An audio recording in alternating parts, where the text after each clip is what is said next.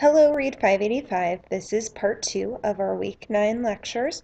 Hopefully you were able to join me previously as I discuss the upcoming assignments as well as give you an overview of where we are going for the last half of our course.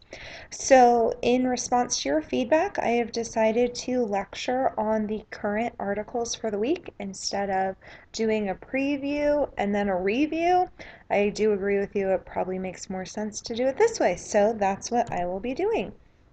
We have two session objectives for this lecture. First, we want to be able to identify procedures useful in planning for universal access. And those procedures come from Chapter 7 of the California Framework, which is your assigned reading. And then we also want to be able to determine outcomes and next steps so that your school can beat the odds. So pulling from those choice articles for best practices and ideas for implementation. So let's start with Chapter 7 of the California Framework. The purpose of the article is such. Teachers need assistance in assessing and using the results of assessments for planning programs, differentiating curriculum and instruction, using grouping strategies effectively, and implementing other strategies for meeting the needs of students with reading difficulties, students with disabilities, advanced learners, English learners, and special needs students. And that really is the purpose of this article. They go through this procedure of assessing, diagnosing, differentiating based on the assessment results, different ways to differentiate, and then different ways to address those different populations of students like advanced learners and English language learners. So let's talk about the procedures they identify for universal access. Remember, our goal is for all students to learn at high levels. So in order to do that, we may need to think strategically about how to address the needs of all learners. So the first step would be to assess initially. So assessing each student's understanding at the start of instruction, but then also continuing to do so frequently as instruction progresses. Once you have your assessment data, you want to use this data to discover any gaps and then plan instruction designed to remediate specific weaknesses. And then, like I mentioned previously in the first part lecture, you need to prioritize. So you're giving all of these different diagnostic assessments, which will undoubtedly show that the learner is in need of many different skills, but really thinking big picture. What is the primary, reason this student is behind? What is the main cause of the learning difficulty, and then prioritizing instruction for that specific learning difficulty. So in Chapter 7, they say that a teacher can use the results of assessment and classroom observations to determine what intervention should be tried in the classroom. And then they add that most learning difficulties can be addressed with good diagnostic teaching that combines repetition of instruction, focus on key skills and understanding, and practice. And I definitely found that from my experience. When I gave all of these different diagnostics, I created a profile of the reader and from there decided what are the needed key skills and understandings, providing intense and repetitive instruction and practice opportunities in that. So please prioritize, please develop goals on those essential skills and help your students in achieving those. So once you have determined the nature of the difficulty and prioritize that, you can plan instruction accordingly. And in Chapter 7, they give you different strategies to help you plan for all students, starting with having a safe and supportive environment, using a wide variety of ways to explain a concept or assignment, thinking about tutoring situations. We just started a second round of before school tutoring for 1st through 7th grade. It was very effective. We did 8 weeks in fall, and on average, students made 87% of their growth, so 87 of 100% growth for the whole year. So it was highly effective. So thinking about, are there teachers who might be willing to take a stipend for tutoring maybe 3 hours a week or whatnot? So employing them in that way. Is there a way you could extend the learning time before or after school or on the weekend? Can you enlist parents? So all of those were different suggestions from Chapter 7. Next, adapting instruction to individual needs. So using a variety of good teaching strategies, moving away from this one-size-fits-all instruction, because as we saw when we talked about RTI, about 80-85% of the students will benefit from Tier 1 instruction, but it's not going to meet a variety of learner needs. And in that case, you need to plan more strategically and you need to differentiate. So in Chapter 7, they gave you different ideas for differentiating. The most low maintenance way being the use of pacing, either speeding up or slowing down for different student groups. They also talked about changing the complexity required of an assignment, and that requires a little more expertise on the end of the teacher. They also talked about depth as well as novelty. Employ flexible grouping. It's very important that students are grouped based on need, and then as the needs change, you reevaluate the groupings and go from there, that students aren't being tracked into one group. And then last but not least, enlist the help of others. Collaborate. Bring in your reading specialists, your special education teachers, your parent aides, other teachers, community members, administrators. We really need to shift our way of thinking from my students to our students, and that's something we've been trying to do this year at my school. It's not just my student, but these are our students. Who are all of the individuals working with this student? Can we really collaborate and all be focused on this priority, this biggest difficulty that the student is having? Because it's very difficult when a student's pulled out receiving instruction in one thing to transfer it to the classroom if it's not being presented cohesively with what the other classroom teacher is presenting. So as I was thinking about these readings, I had a couple of tools from my practice that I wanted to share with you. The first are these Tier 1 checklists. So these evolved in doing my monthly data reflection meetings with each of the classroom teachers. So every 4 to 6 weeks, usually 6 weeks, they would submit their results from an informal reading inventory. We use the DRA or just the Reading A to Z benchmark assessment. So in an Excel spreadsheet, they would give me the instructional level of the student, and I had columns set up for the number of miscues, number of self-corrections, for them to type in any patterns. And so I would take their class data and then compile it for the school to do a school-wide analysis. But then I would also do follow-up meetings with each teacher to review their data. And out of these follow-up meetings, we reflected on students who are a celebration and then students who are a challenge. And then really thinking about what is the biggest area of need for these children. And then we developed these Tier 1 checklists. So I'm going to show you a couple of different samples. This first one is for a second grade teacher. And we just called it the checklist for Tier 1 target students. So recognizing Tier 1 is your general classroom instruction, but within Tier 1, maybe I could be a little strategic, more strategic and systematic with how I'm delivering. So these would be names of the students who are your Tier 1 targets, the students who are not making growth. Now, during my do now portion of my lesson, can I do something with these students to make sure that they're really benefiting from this time? So can I call on them to share their answer? Can I check their work by circulating and give them immediate feedback? So the goal with this checklist is that teachers have it out in front of them and they're like, oh yeah, these students, I got to make sure I touch base with them today during the do now time and see if they're really benefiting from this.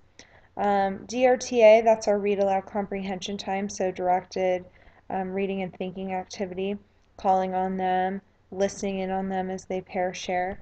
During the mini lesson part of the day, call on the students to share their ideas, give them priority seating, work with them during independent practice time to reteach.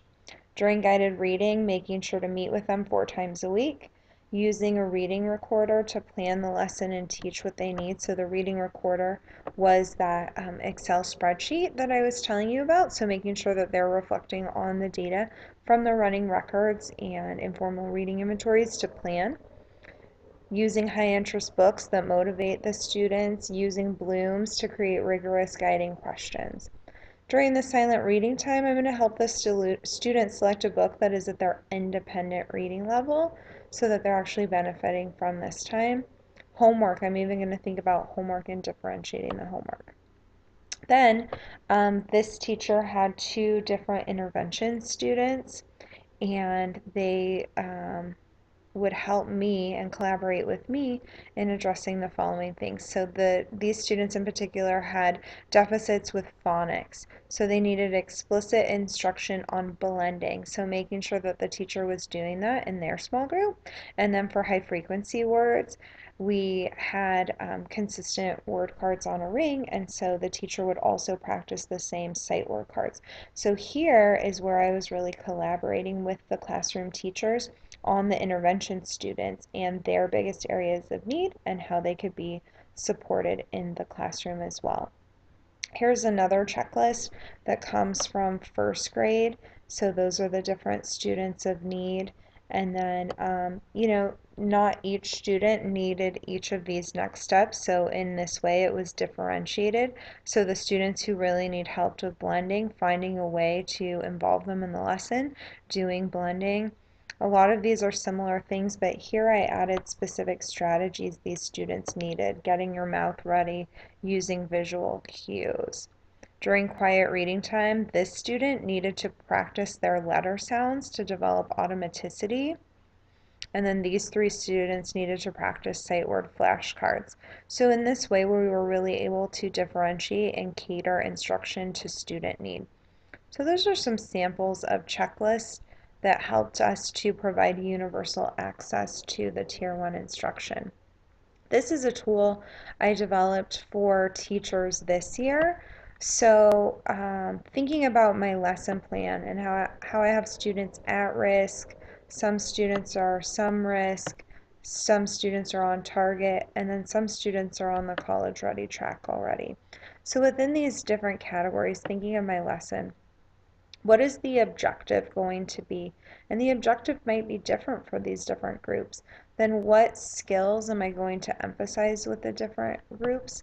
How am I going to change my delivery of instruction? So maybe while, these proficient and college ready kids down here, so while maybe these kids are doing a do know, maybe I'm doing a pre-teaching with these 2 groups. So maybe I can structure or sequence my delivery of the content a little differently to meet learner needs. How are the students going to engage at their level? So if I'm using a grade level text that these 2 groups can't access, how am I going to make it accessible to them? How am I going to differentiate my practice opportunity? Other ways that I can differentiate: what's the assessment going to look like for each of these groups? And what's the homework going to look like for each of these groups? I've recently been working with a very high needs student and the teacher and the special education teacher and the parents. And the parents, were very forthcoming in saying that the homework for this child is really my homework. I'm having to do it for them. And can we get different homework for this student? Yeah, in fact, we should be having different homework for this student. So it is a meaningful learning experience for them. So these are different areas you can think about as you plan your instruction for different groups of students so that you are not using the one-size-fits-all instruction. All right, let's talk about the choice articles. The first choice article is from Patricia Cunningham, and it is High Poverty Schools That Beat the Odds. For this article, she looked at, I think, 6 schools that she visited where there were large numbers of poor students, and I put poor in quotes because I'm strictly referring to economically poor. They were 68 to 98% free and reduced lunch. Students did perform well on state literacy tests, though. They had 68 to 80% of students proficient on their state testing. And these schools also use the 4 blocks model. If you are not familiar with the 4 blocks model, it includes the following 4 blocks to make sure that balanced literacy instruction is happening. The first block being the word work block, so where you're looking at sight words, fluency, phonics, spelling. Second block is the guided reading block. It focuses on comprehension strategies for story and informational text, building prior knowledge and vocabulary. Third is the reading or the writing block. It includes process writing and focused writing. And then fourth is the self-selected reading block that includes teacher read aloud and independent reading. So this is the structure that these schools were employing. Cunningham mentions that before visiting, she identified 12 factors that appear to be important for high literacy achievement, and these factors are somewhat synonymous with the work of Richard Allington and his book Schools That Work that I mentioned before. But she defined these 12 factors and then set out to determine how they functioned in each school. The first factor is assessment. We've talked a lot about assessment and how it is the precursor to good instruction. So she mentions they didn't just give assessments, but they had a system in place to make sure the assessment was truly used to guide instruction. She also talked about a practice of having a data wall where you can see quickly at a glance where all the students in the school are performing. And then she talks about data meetings with administrators, and that is something we used to do. As I was a literacy specialist, I worked with the principal and the resource specialist, and anytime new data was available, we sat for almost a full day, a few hours at least, and went student by student and really identified who was making progress and who was of concern. Next is community involvement. So what partnerships are happening with the community? Are there community members functioning as guest readers, volunteer tutors, teacher assistants? What business partnerships are happening? We actually just started this week a pretty unique partnership with a local chapter of a national organization, and that organization is Therapy Dogs International. I was reading in The Reading Teacher about canine assisted reading programs and the positive benefits of doing that, and I contacted Therapy Dogs International, and after I signed their agreement form, they communicated an opportunity at my school amongst local dog handlers in the area. And yesterday, we actually had 2 different um, therapy dogs come in, and small groups or one-on-one students read to these dogs, and K2 students I used. But the enthusiasm of the students getting to read to the dogs was quite contagious and definitely was really cute. Obviously, the benefits from this come with consistency in reading to the dog and increasing the amount of time the student is reading. So I don't want this to be just a one-time thing, but that is a way we're involving more community members.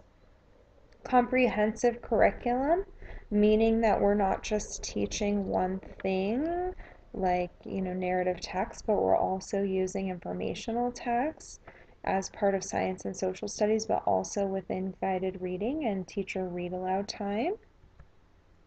Engagement. So, looking at what makes a highly effective teacher, the ability to have a large majority, 90 to 100% of students engaged in the task at hand. If the students are not engaged in what they're doing, they're definitely not going to be learning. And I'm currently coaching one teacher on this idea of having 100% of students engaged all of the time, because only when that is happening can students increase their level of learning. Next is instruction. So they definitely in this article advocated using the 4 blocks framework to provide heavy instruction so that children are getting large amounts of instruction in a variety of formats. Next is leadership. They mentioned it is possible for classrooms to be successful in schools that lack leadership, but it's really hard for a whole school to be successful without strong leadership. And all of these schools that were looked at had very passionate, committed, and hands-on principals. I recently tried to be a lot more hands-on. Yesterday, I spent most of the day uh, taking the dogs to and fro, but also assessing all of my second graders using a leveled reading assessment so that I could see exactly how they are performing. Next is materials. So having a wide variety of materials, basal readers, level readers, trade books, magazines, newspapers. We've even been doing Song of the Week, so having song lyrics, lots of different print available. Parent involvement is also a key factor. You can invite them in to volunteer in the classroom to help with homework. You can even do some parent education classes. I did a workshop last week with parents to motivate readers at home that seemed to be very widely received. I hope to do more of those as well. But as a literacy specialist, I did do monthly parent workshops. Next, perseverance and persistence. So, not moving from the latest and greatest practice on to the next one the next year, but trying something for maybe 4 years or more and persevering through that instead of moving from program to program and shifting from thing to thing each year.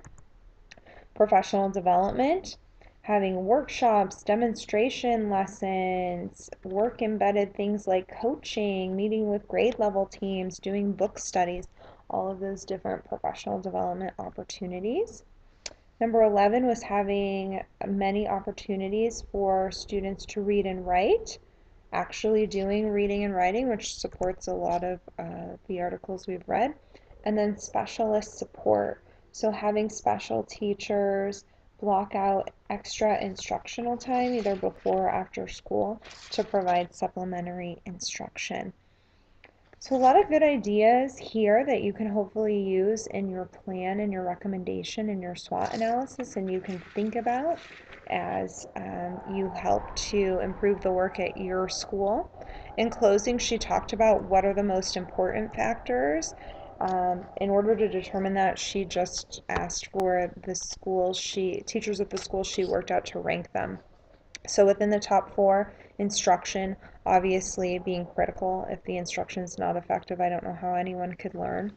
Second, being the opportunities for reading and writing. We know from the Matthew effect, coined by Stanovich, that the more children spend reading, the more benefits they're going to get. Same with writing.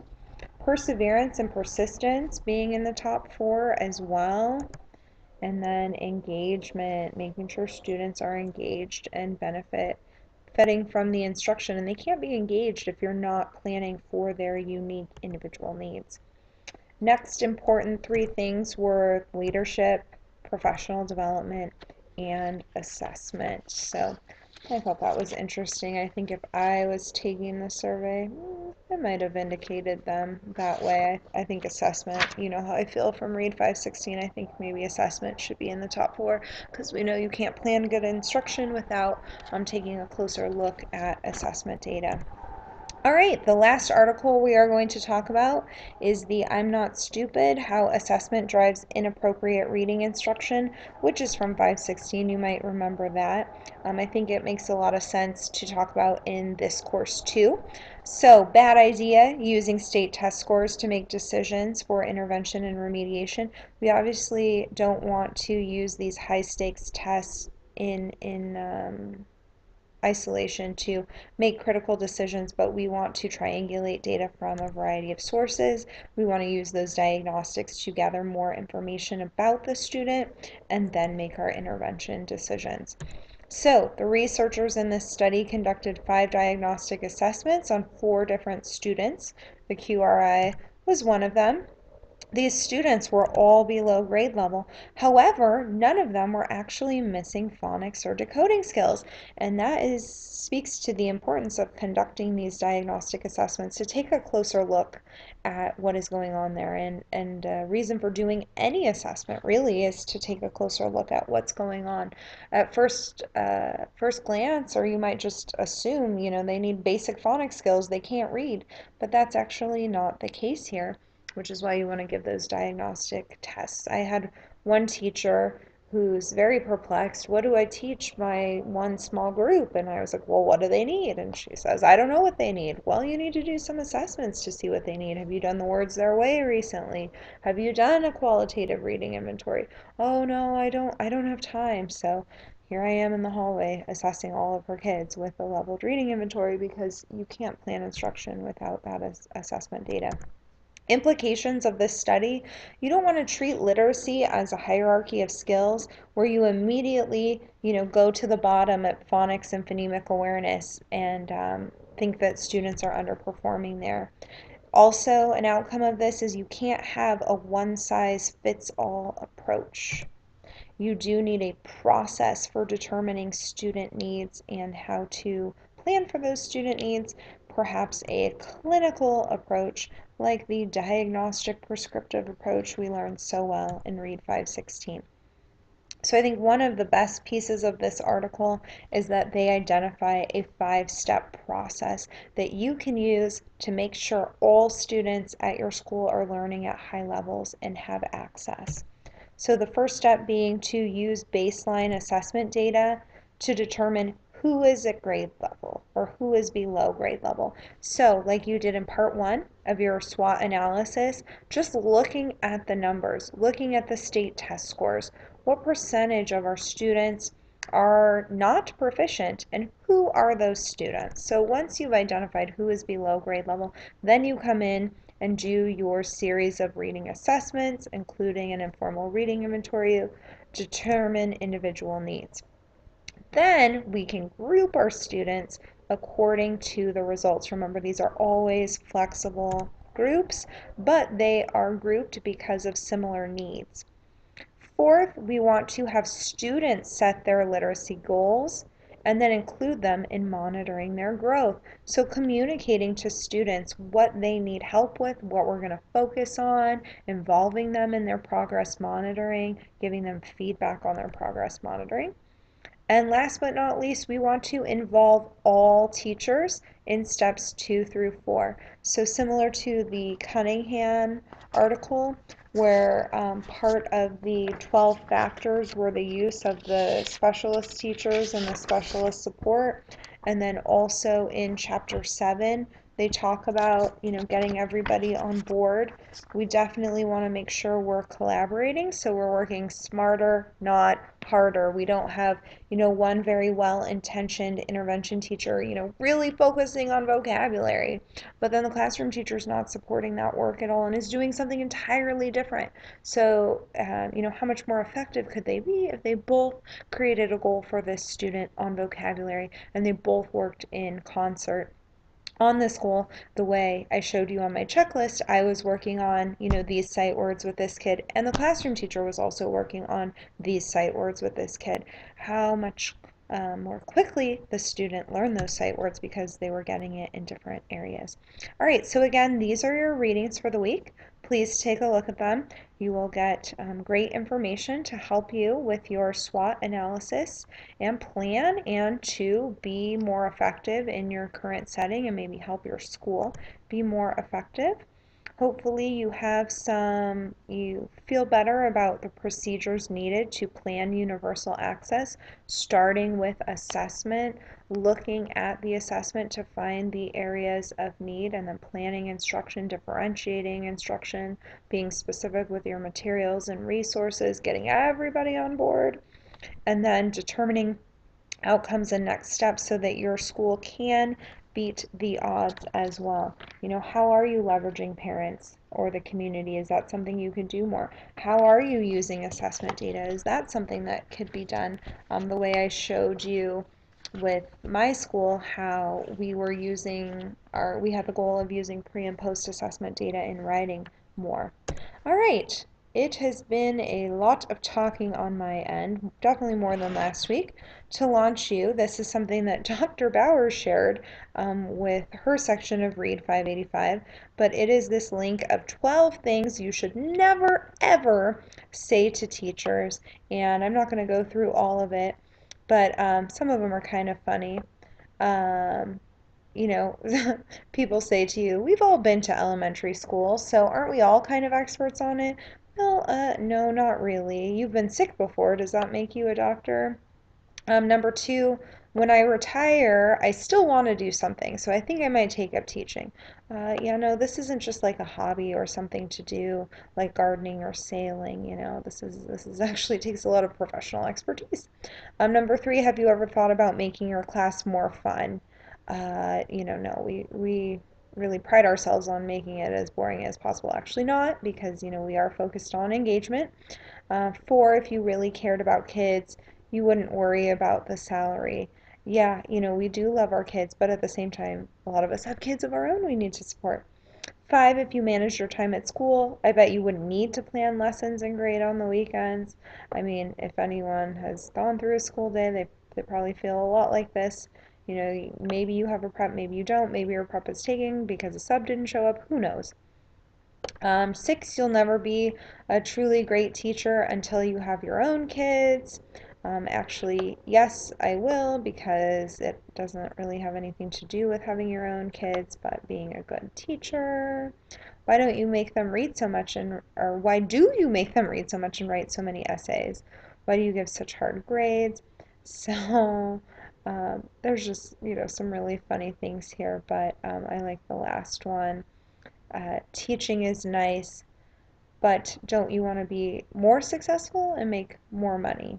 Well, I teach because I want to make a difference. I teach because what I do every day matters for kids, and that's what success looks like. And that's how I personally measure my success as well. If my teachers are successful, if my students are successful, then I feel great about the work that I do each day. So go out, be great reading specialists, be great coaches, and be thinking about how you can improve your school. I look forward to reading those SWOT analysis. Let me know if you need anything, and have a great week.